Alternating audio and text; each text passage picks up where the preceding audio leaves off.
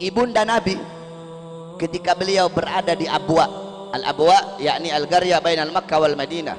Abwa itu satu desa yang berada di antara Makkah dan Madinah. Sebelum beliau wafat, beliau bersyair. Apa syairnya?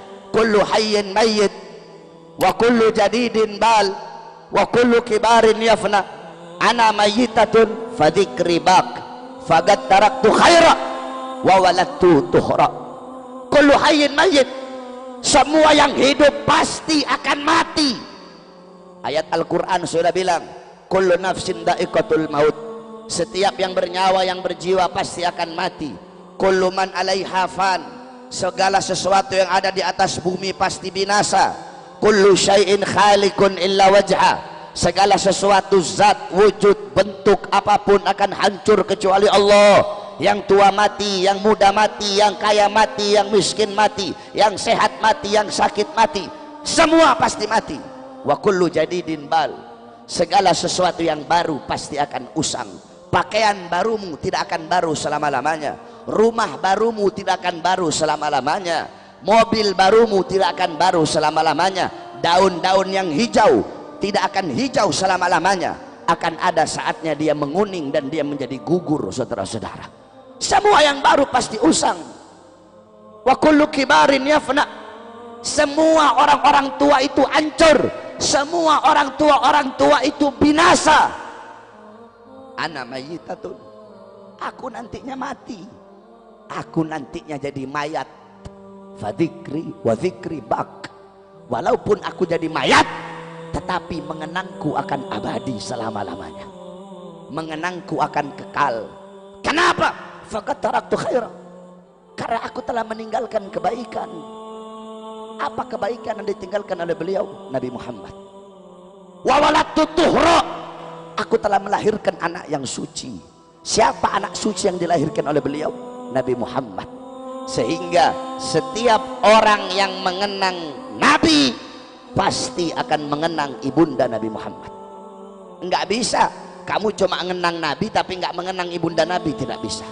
Tidak bisa. Setiap orang yang mengenang Nabi tidak bisa dilepaskan dari kenangan ibunda Nabi. Setiap orang yang mengingat Nabi tidak bisa dilepaskan daripada ingatan mengingat ibunda Nabi Muhammad SAW. Cuma kurang ajarnya Wahabi begitu. Wahabi bilang bapak ibunya Nabi dalam neraka. Ini orang-orang goblok ini, orang-orang nggak ngerti hadis ini. Ada satu hadis yang dimana di situ dikatakan Rasul berkata, abi finnar, ayahku dalam neraka. Itu hadis ada dua riwayat. Pertama riwayat Hammad ibn Salamah, kedua riwayatnya Ma'mar. Ini dalam ilmu hadis ada namanya tarjih hadis. Tarjih hadis itu di antara dua hadis itu nanti dicari tahu mana yang paling rajih, mana yang paling kuat. Nah saudara-saudara, Hammad ibn Salamah menurut Al-Imam Suyuti, Al-Imam Qurtubi, sa'ahifduh, Hammad ibn Salamah itu apalannya buruk di masa tuanya, sehingga kalau ditarjih, kalau dibandingkan mana yang paling kuat, maka riwayat Ma'mar yang lebih kuat. Sedangkan riwayat Ma'mar tidak ada lafaz Nabi mengatakan ayahku dalam neraka. Saudara-saudara sekalian yang dimuliakan oleh Allah, bapak ibunya Nabi, beliau berdua adalah ahlul fitrah. Ahlul fitrah itu siapa? Ahlul fitrah itu adalah orang yang hidup di masa kekosongan daripada Nabi, orang yang hidup di masa kekosongan daripada Rasul, yang dimana dikatakan oleh Allah dalam Al-Quran, wa ma kunnal mu'adzibina hatta nab'atha rasula, kami tidak akan mengazab suatu kaum, suatu golongan sehingga kami mengutus kepada kaum dan golongan tersebut seorang Rasul. Nah bapak ibunya Nabi hidup mereka di masa kekosongan para Nabi, kekosongan para Rasul, dan ajaran akidah yang mereka anut adalah ajaran dan akidah Ibrahim, millata Ibrahimah hanifah muslimah wa makana minal musyrikin. Wahabi pakai kata-katanya Imam Hanafi. Loh, Imam Hanafi bilang kok dalam perkataannya, gaulnya Imam Hanafi. Apa gaulnya Imam Hanafi? Inna aban Nabi sallallahu alaihi wasallam mata kafiran wa Abu Talib mata alal kufri. Goblok, ada satu huruf yang kamu hilangkan di situ. huruf mim, mim nafi, mim yang berarti tidak, itu dihilangkan sama mereka. Harusnya inna aban nabi ma mata, tidak mati dalam keadaan kafir, dihilangin manya jadi mati dalam keadaan kafir. Imam Hanafi, inna aban nabi ma mata alal kufri, ayah nabi tidak mati dalam keadaan kafir. Sama Wahabi mimnya dihilangin, inna aban nabi mata alal kufri, padahal ada manya ma mata, tidak mati dalam keadaan kafir. Saudara-saudara, jangankan bapaknya nabi, jangankan ibunya nabi, terlalu jauh membicarakan beliau.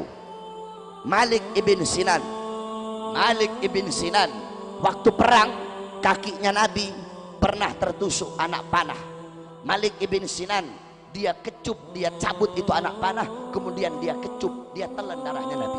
Kata nabi, muntahkan wahai Malik ibn Sinan. Apa kata beliau? Tidak ya Rasulullah, aku ingin darahmu bercampur dalam darahku. Apa kata nabi? Haram jasadmu disentuh api neraka wahai Malik ibn Sinan.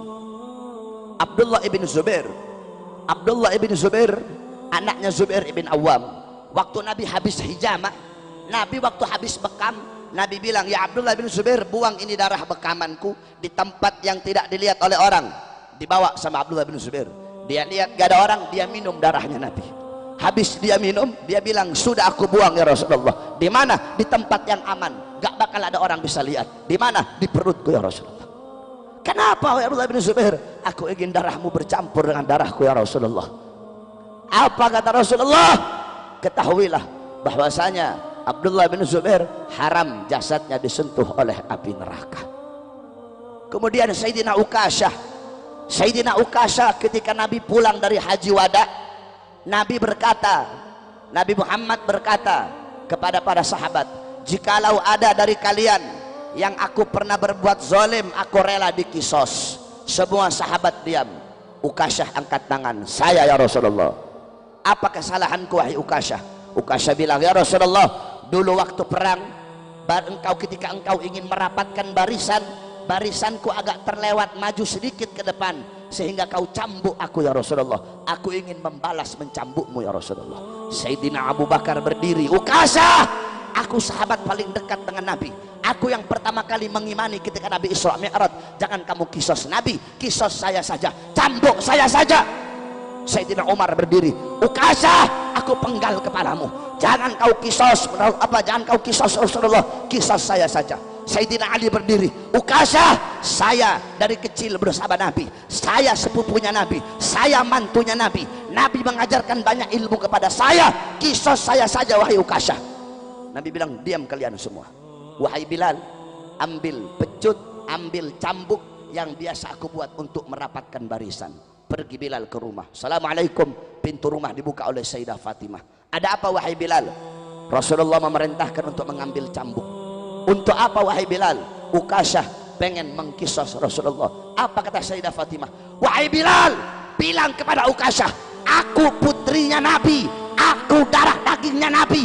Kalau dia mau kisos, biar dia kisos aku saja, asal jangan dia kisos Rasulullah. Tetap diambil itu cambuk, dikasih kepada Ukasyah.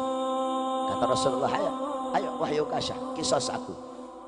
Kata Ukasyah, ya Rasulullah, dulu aku dalam keadaan tidak pakai baju, jadi kalau kamu aku cambuk pakai baju nggak adil ya Rasulullah.